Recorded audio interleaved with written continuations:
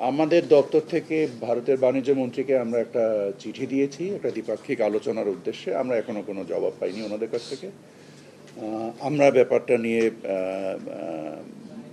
মানে প্রয়োজনীয় যতটুকু সংবেদনশীলতার সাথে এটাকে অ্যাড্রেস করা দরকার আমরা সেটা করছি। বাট অফকোর্স এটা ওনাদের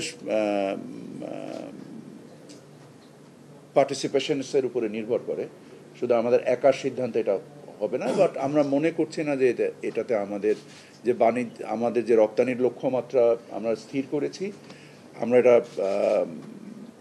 কনজারভেটিভলি করেছি। আমরা মনে করি যে এর থেকে বেটার কিছু আমরা পারফর্ম করতে পারবো। তারপরেও বাস্তবমুখী করেছি। আপনারা যেটা এখানে বিকেএম এর প্রতিনিধির কাছ থেকে শুনেছি, আমরা হয়তো বা বিজিএমির প্রতিনিধির কাছ থেকেও শুনবো, বা ইপিবির ভাইস চেয়ারম্যান এখানে আছেন, উনিও সামগ্রিকভাবে বলতে পারবেন। আমি মনে করি না এটা আমাদের রপ্তানি লক্ষ্যমাত্রার উপরে কোনো প্রভাব আসবে।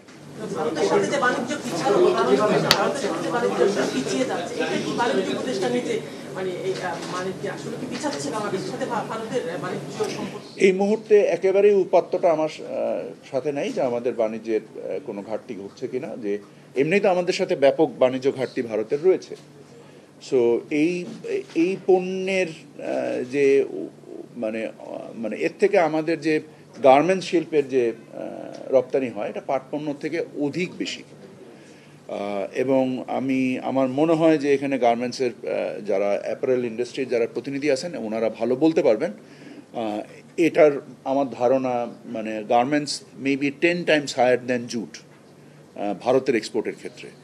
সো ওনারা কীভাবে এটাকে ফেস করছেন বা এই চ্যালেঞ্জকে কীভাবে ওনারা নিরাময় করছেন আমার ধারণা ওনারাই জবাব দিতে পারবেন। তবে আমার মনে হয় না যে এই ক্ষেত্রে কোনো সমস্যা আমাদের আছে।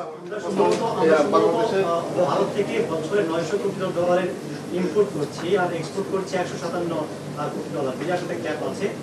আমাদের এখনো পেঁয়াজ থেকে শুরু করে অনেক কিছু ইম্পোর্ট নির্ভর। সম্পর্কটা যেদিকে যাচ্ছে এই বিষয়টা প্রভাব পড়বে কিনা, সেক্ষেত্রে বাংলাদেশে যারা কনজিউমার আছে তাদের বিষয় আছে না।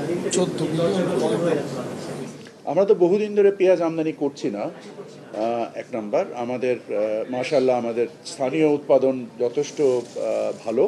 তবে আমরা হয়তো বা কিছু পেঁয়াজ এই মুহূর্তে আবার আমদানি করার চিন্তা করছি, এবং সেক্ষেত্রে আমি কোনো সমস্যা দেখছি না। যে আমাদের যে প্রয়োজন অনুযায়ী আমরা আমদানি করি, স্পেশালি কৃষিপণ্য এবং খাদ্যপণ্যের ক্ষেত্রে আমাদের স্থানীয় কৃষকের উৎপাদন এবং ভোগের যে যোগান এবং চাহিদার সমন্বয় ক্ষেত্রে আমরা কখনো কখনো প্রয়োজন বোধে আমদানি